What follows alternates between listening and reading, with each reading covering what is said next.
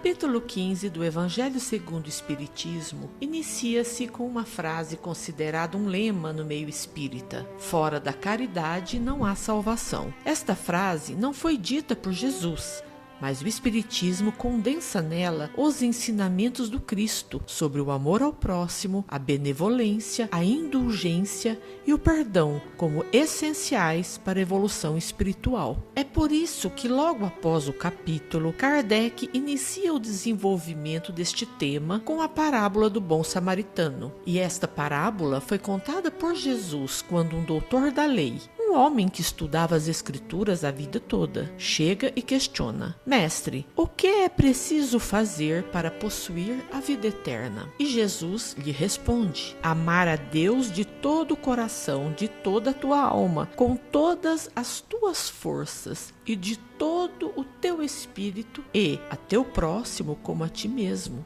Ou seja, ele está nos dizendo amar a Deus com toda a nossa força e amar o próximo com a mesma intensidade que amamos a nós mesmos.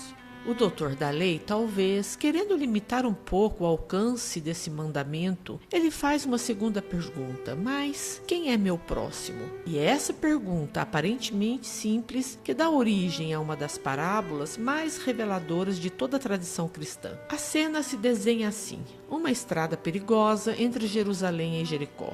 Um homem é assaltado, agredido e abandonado à beira do caminho, quase sem vida. Ele está completamente vulnerável. 3 pessoas passam por ele, e são exatamente a atitude delas, ou a sua ausência, que revelam o verdadeiro significado de ser o próximo de alguém. Primeiro a passar é um sacerdote, um homem religioso, devotado a Deus, alguém de quem todos esperariam naturalmente uma palavra de conforto, um gesto de socorro. Mas não, ele vê o homem ferido e simplesmente desvia, seguindo o seu caminho. A ajuda não veio de onde parecia mais evidente. Logo em seguida vem um levita, que era na sociedade religiosa judaica outra pessoa com funções religiosas. Ele também vê a situação, ele nota o sofrimento do homem caído. Mas, assim como o sacerdote, ele também escolhe a indiferença, passa direto. E então, quando tudo parecia perdido, surge a figura mais inesperada de todas, um samaritano. Para os judeus da época, ele era considerado um herege, alguém de quem absolutamente nada se esperava. A hostilidade entre judeus e samaritanos era antiga e profunda. Eles simplesmente não se suportavam. E é justamente ele que, ao ver o homem, sente compaixão e para. E não só para, ele age. Ele limpa as feridas do homem caído, coloca-o sobre o seu animal, leva-o até uma hospedaria e paga do próprio bolso para que seja devidamente cuidado. Ele não apenas sentiu compaixão, ele agiu. E a conclusão desta parábola transforma tudo. O próximo não é aquele que compartilha a mesma fé, a mesma cultura, as mesmas ideias ou o mesmo sangue. O próximo, segundo o Evangelho, é aquele que age com misericórdia. É a compaixão em movimento que nos define, não o rótulo que carregamos. Toda a moral de Jesus se condensa em 2 virtudes essenciais: a caridade e a humildade, opostas diretas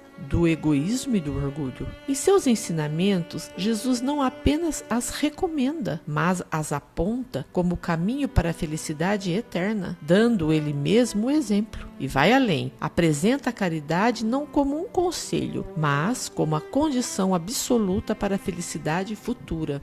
Agora já podemos compreender que amar a Deus e amar o próximo não são realidades separadas. São, na verdade, 2 faces da mesma verdade. Uma não existe sem a outra. O Espiritismo, em sua leitura do Evangelho, torna isso absolutamente claro. O amor ao próximo é a forma concreta e prática de demonstrar o amor a Deus. Não se trata de algo abstrato. Manifesta-se na ação cotidiana, na bondade, no gesto de ajudar. Por isso, todo ato praticado contra o próximo é, em essência, um ato praticado contra Deus. Por fim, o capítulo 15 do Evangelho segundo o Espiritismo esclarece que a máxima "fora da caridade não há salvação" consagra dois princípios fundamentais: a igualdade de todos perante Deus e a liberdade de consciência. O apóstolo Paulo afirma que, sem caridade, os maiores feitos e os maiores sacrifícios são vazios, desprovidos de valor. A descrição que ele nos oferece revela que a verdadeira caridade é um conjunto de qualidades. É ser paciente, é ser bondoso, é não nutrir inveja, não se envaidecer, não buscar o próprio interesse, não se irritar com facilidade. É uma virtude completa que se manifesta em tudo e em todos os momentos. E a conclusão de todo esse raciocínio é profundamente consoladora. Se a caridade é o caminho, é um caminho aberto a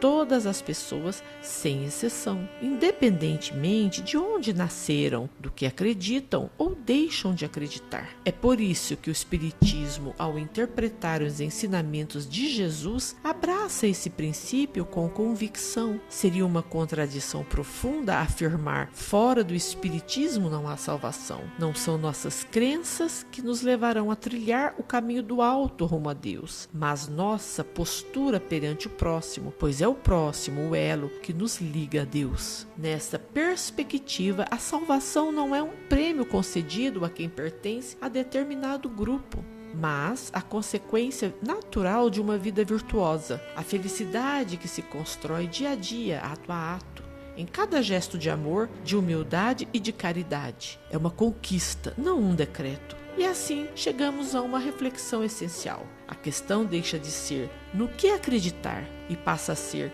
como viver. Se a caridade é verdadeiramente a chave, o desafio é torná-la a base real das ações, das palavras e dos pensamentos. E essa jornada começa dentro de cada um.